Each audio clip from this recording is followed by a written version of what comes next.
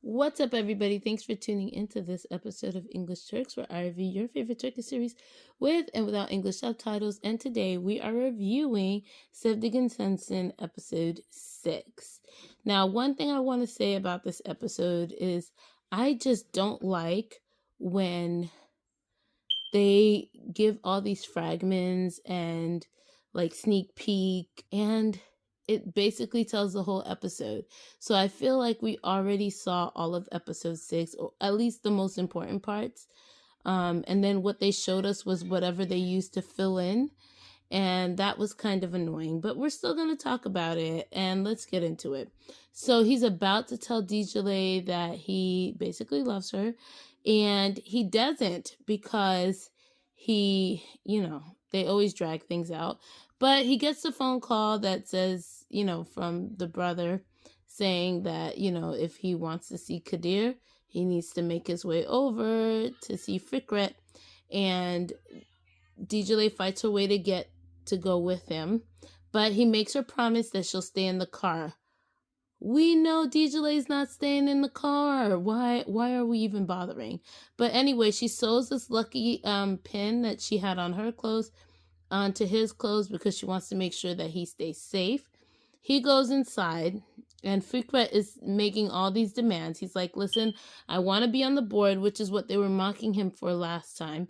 And he wants all these things for Erkan to do for him. They allow him to see Kadir, and Kadir's like, hey, I'm fine. I'm injured, but I'm okay. How's Dijole? I know she's freaking out. And it's like every time Kadir mentions Dijole or Dijole mentions Kadir, Erkan just has a bout of jealousy because they have a closeness now that he felt like only he had with Dijole. But now he's seeing that they also had that, and it's hard for him to accept it, especially since he's been trying to move away from Dijole, but then at the same time he doesn't want to move away from Dijole, and so he's still fighting with those feelings.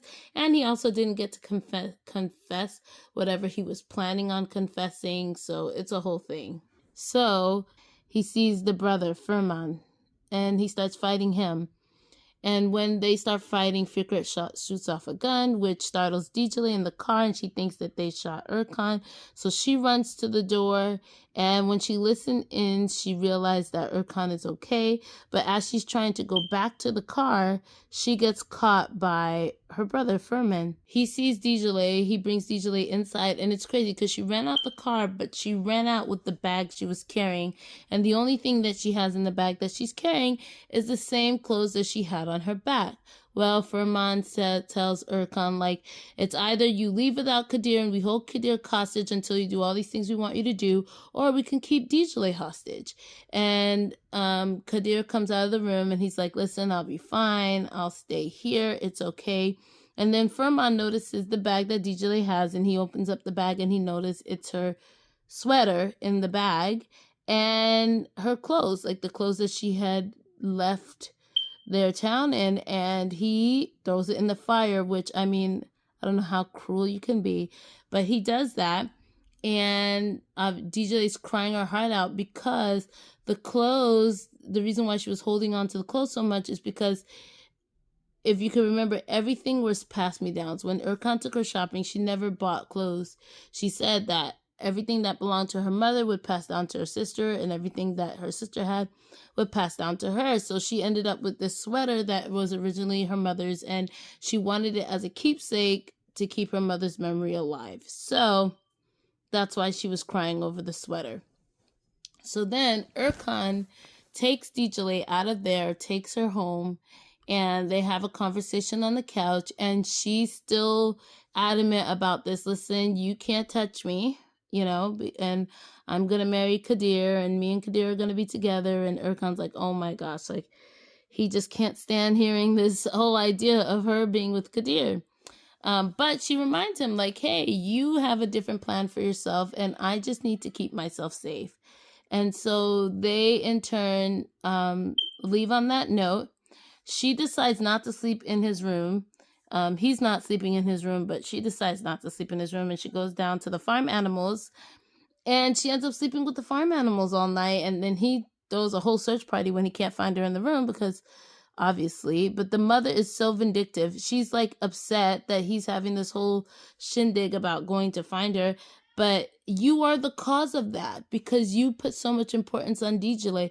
You know what? It's her behavior that's driving Erkan closer to DJ. I'm telling you right now, it's her behavior. So Erkan decides that he wants DJ to keep working. It's easier for him because he has to work, and that way he can keep an eye on her. So then he forces her to go back to work, and she didn't want to go to work because obviously if her brother finds out she's working, he might get angry. So she's like, oh, I don't know if I should still do this. But Erkan makes her go to work anyway, and everyone at work is treating her kind of shady, and no one's saying anything to her, and she obviously can't read. She just sees her face on an article. And then they finally tell her what the article says, and in comes Burchin, the sneaky little girlfriend, or fiance, I should say. And so she tries to play like the kind card with DJ. But anyway, she sees DJ running, right? And she doesn't know who DJ is running from, but turns out she's running from her brother, who has come to the workplace and beaten up her other brother, Jivan, to get access into the building. And he chases DJ all the way to the rooftop, yelling at her about her clothes being inappropriate. He also beat up the brother, saying her clothes were inappropriate and she shouldn't be working. And the brother's like, her clothes aren't inappropriate. And then also yelling at DJ about the same thing. And he almost tosses her off the roof, but she appears and she basically saves DJ's life without even knowing it, because she just thinks that he's a good citizen, preventing DJ from throwing herself off the roof. And she thinks DJ wants to throw herself off the roof because of the news article. So she kind of feels bad a little bit, but at the same time, she's still jealous of DJ. So they go back downstairs. They meet up with Erkan. She tells Erkan, hey, I want to take her to the facility where we help out the young girls and stuff. But she also sees that Erkan is like really concerned about DJ. And so she tries to assert some kind of, authority over Erkan by kissing him and on the cheeks and stuff, just kind of like staking her claim. And that does make DJ jealous, because you could kind of see it on DJ's face. Now they leave the office building, but as they're leaving, which is crazy because it's like they spent absolutely really no time. They spent no time at the office building. Like DJ barely did anything. I think it was maybe partway through her day. When they leave the office building, they run into some reporters, and, Burchin's putting on this whole act about how, oh, this is just scandalous. They're saying all these horrible things that aren't true about DJ. And DJ is actually kind of like happy that Burchin is taking her back, not knowing really that Burchin is the one that planned the whole thing to begin with. But they end up going there, and then we meet this lady again. I'm not sure what her name is, but she was the same person that took Zera's sister out of the house when Zera said that her sister was the one that stole the jewelry.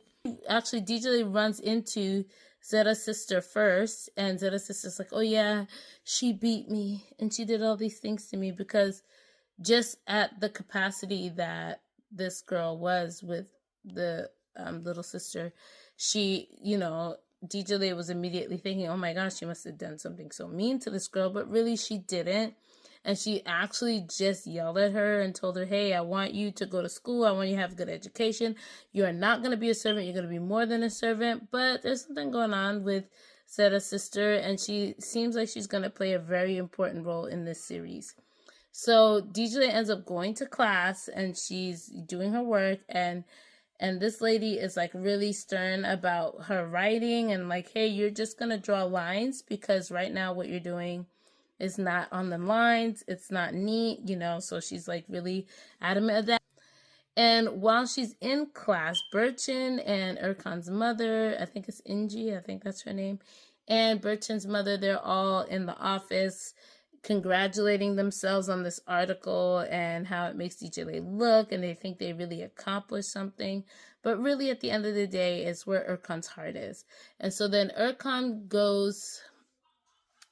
ends up going to the school to get DJ, because he had left the office to go get Kadir, and obviously he didn't want to take, DJ to go get Kadir, which means it worked out well for Burchin to take her to the school. So he goes in the classroom, asks for permission to take DJ. DJ's like, I ain't moving because this lady's kind of scary. But she does go outside. She finds out Kadir's there, and obviously the jealousy is written all over Erkan's face, the way she's greeting Kadir, her ultimate concern and everything. And when they go back to that house, he's staying in like the servant quarters, Kadir is, and she is being overly attentive. And then she gives Kadir with a sheet of paper where she wrote down a word. I don't know what it says. I should have paid more attention to what she actually wrote. But he was very proud of her for it, and I think that hit Erkan the hardest because, remember, she had wrote Erkan's name a bunch of times when she started taking lessons with his friend. Bringing up the friend, the couple, they see the guy that Erkan had hired to find out details about certain things, talking to Berchan's mother, so they find it very confusing, like, hey, they're trying to put the blame on me for bringing DJ's brothers into town, but could it be something to, like, is she manipulating the situation? Like, what's going on? I also want to point out another situation that took place is while they were in the office building, while DJ's running for her life and all that, Erkan was in a business meeting. He had called his sister and his brother, and they teamed up together to bring down Fikret, because remember, he has to get Fikret on the board. So they convinced the dad to come in on it, that's what I love about Erkan, because Erkan's like, I'm not leaving my siblings behind. Meanwhile, if it was his brother would have probably taken all the credit for that. But they ended up being able to bring Fikret down. Another situation that takes place is Jivan obviously getting beat up by his brothers. This Erkan's sister comes out, see him all injured. She takes care of him a little bit, and then the sister's actually called to go to her ex-husband's wife. I don't know what for. I think it was like, oh, I need your help with something in regards to girls for the school or something like that. But when she gets there, it's not the case, and she really just wants to attack her because she saw Erkan's sister leaving her husband's, I don't know if it's their shared place or a different place or something. So she wanted to attack her based on that, but I guess the stress caused her to go into labor. But Jivan's like, listen, like, you can help her. The ambulance is not going to make it here on time, and this baby wants to come. And she's like, what are you talking about? He's like, in the village, they deliver kids all the time. Because remember, they were like up in the mountains and stuff. So he encourages Erkan's sister to deliver this baby, and she ends up doing it, but the baby wasn't being responsive, and she gives the baby to Jivan, and I'm pretty sure Jivan's gonna save the baby. I'm pretty sure that's what's gonna happen. Then Erkan, feeling his sad about like the fact that DJ is growing so close to Kadir, she ends up talking to the head servant of the house, and she's like, hey, do you feel like if none of this was happening, do you feel like you would have been with DJ? Like, do you think you would have these same feelings towards DJ if none of this was taking place? And he's like, I really don't know, because I don't know what's going on in me right now. And actually, she ends up giving him a sheet of paper saying, like, that they have a divorce date, like it came in the mail. Because remember, they sent out the application. They have a date that they have to go to court to talk about the divorce and then finalize the divorce. And so he has that. He ends up taking that back to his room. Prior to him getting to his room, Jivan is in the room. And Jivan has like a cell phone that I guess Firman had given to him. And the cell phone has a tracking on it, the tracking turned on, so that Firman can track to see where DJ is at all times. So then Erkan comes into the room, and he's like looking at their marriage certificate, and he realizes that exact day is DJ's birthday, and he's like, thank the gods. And I think he was really just saying thank you because, you know, he wants to have time with DJ or connect with DJ and something, and he's like, oh my gosh, this is the perfect opportunity. So he changes his clothes, grabs DJ, gets in the car, and his fiance Berchan sees this, and he takes DJ to a restaurant. They put a cake in front of them, and she's like, well, what is going on? Like, I don't know what's going on. and he helps DJ write her name on the cake, and then they put candles in the cake, and he tells her it's his birthday, and she's just turned 21, and she's like, oh my gosh, I've never celebrated my birthday before. And he's like, I'm going to celebrate your birthday with you from now on, and you're going to be this amazing person. This is the start of a new era in your life. And then she ends up making a wish, which on his face, it looks like he's hoping that she's wishing that they could be together. I think that's what his face was saying. And she asked for another 2 candles so that she could celebrate both her mother and her sister, because she doesn't know when her mother's birthday or her sister's birthday is, and obviously they both have left this world in her mind, and so she wanted to celebrate them as well. When they were done, they go out into the parking lot. I don't know why, like in front of the building.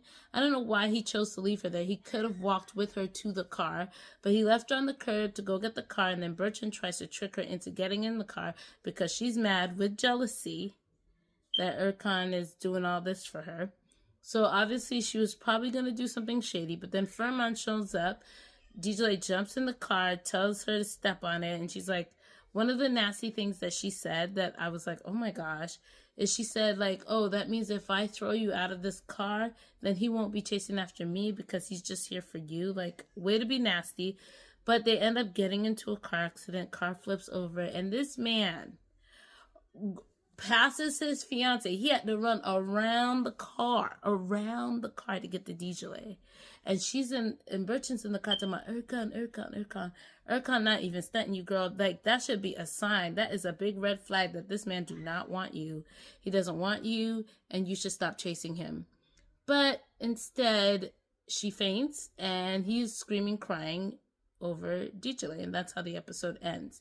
Now, they've already sent out a fragment where it looks like DJ is going to be fine, but Bertrand is unknown, and DJ is dealing with the guilt of all of that, and I don't know what steps that's going to mean for Erkan in regards to, like, what he wants to do in regards to the divorce and all that, but it leaves room for things to be desired. Now, one of the big things out there, that this lady that works at this, who's like the main head teacher for this place, Bertrand does tell DJ like, oh, she went through some serious things, like she's gotten things happen to her that are so traumatic, and that she's been through some traumatic things, so therefore you can't judge her. And I think what's happening is she's blocking out. This girl is probably DJ's sister, was probably buried alive, because also in the episode they showed Jivan like having a sweating dream where he's thinking about when he buried his sister. And I don't know, did he really bury his sister? Who knows? And it turns out that he really does love his sister, because also in that dream, he remembers pushing his sisters on the swing. It's obvious that he loves them. And then in the fragment, when DJ goes back home, he gives her a big hug. She's running from him, but then he's like, I thought something would have happened to you. So I think deep down he wants to protect her, but in reality it's hard for him because he has, he's also being abused by his brother. And his brother really only wants to control. That's it. That's all his brother wants to do, is just to control somebody. Because when Fikret was taken away, they brought police to his place, and Furman had ran away. That was before he got into this car accident with DJ. He had ran away, and he's like trying to get in contact with Jivan, but Jivan was dealing with the baby birth thing going on, so he couldn't get in touch with him. He's like, where am I gonna be, because I can't stay here, and I need some place to be, and I don't have any money, and I don't have anything. Oh, I'm gonna go to DJ. And that's when he decides to use the tracking thing to find out that DJ was at this restaurant. He also followed DJ to the school. Like, he's just following DJ everywhere she goes because he wants a form of control. And when he did talk to DJ, he tried to discourage DJ, because DJ is like, hey, your problem is me not being married. I'm going to marry Kadir. We're going to be fine. But he tells DJ, like, oh, well, after everything that happened to Kadir, he doesn't want to marry you. This is prior to Kadir coming out of the jail. I think this is in the office building. He's given up on marrying you. He doesn't want to marry you anymore because of this whole situation, and that freaks DJ out. But in honesty, like, that's not true, because Kadir is still willing to marry her. But he wants money. He wants control. He wants to control both Jivan and Dijale. But my assumption is that maybe Dijale's sister didn't actually die and that Jivan found a way to get her out of there. She suppressed all that happened to her. And now seeing Furman, she's not yet connected the dots again that that's her brother, but she realized that Furman is being an oppressor to Dijale, so that's why she like wants to hurt him, I think.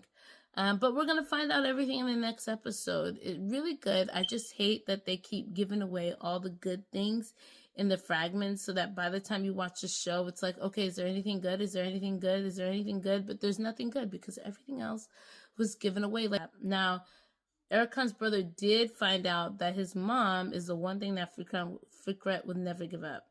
It's the mom. He has everything but the mom. And so now he's like, am I Fikret's son? Anyway, so many things happened in this episode. Don't want to keep it dragging, but you guys let me know in the comments below. What did you think about the episode? Do you think they gave away too much in the fragments? Are you still like just as excited about catching every episode? I'm glad they were able to show it in during Ramadan, but happy Ramadan to all those who celebrate. And I'll talk to you guys in the next. Bye.